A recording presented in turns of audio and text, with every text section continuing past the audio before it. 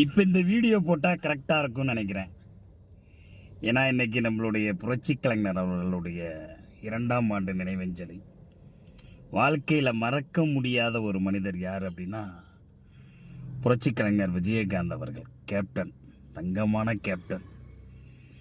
2 வாட்டி பார்க்கறதுக்கான வாய்ப்புகள் கிடைச்சிது ஏவிஎம் ஸ்டுடியோவில். ஒரு பந்தா இல்லை, ஒன்றும் இல்லை. ரசிக்கிற சந்திக்கிறது ஒரு கார் மேலே உட்காந்துக்கிட்டு அவ்வளோ சோசியலாக பேசிகிட்டு இருந்தேன். அந்த நினைவுகள் இன்னும் இருக்குது.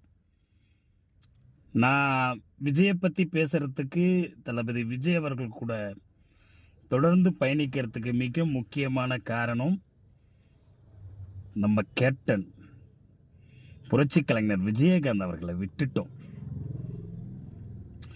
அந்த ஒரு மூமெண்ட், விஜயகாந்த் இறந்திருந்தப்ப பைத்தியக்கார மாதிரி பார்த்தாரு பாருங்க விஜய்.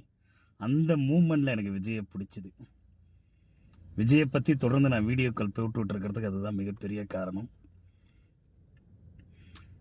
இந்த 2ஆம் ஆண்டு நினைவஞ்சலியில் நமது கேப்டன் அவர்கள் ஆத்மா சாந்தி அடைந்து நிம்மதியாக இருப்பார்.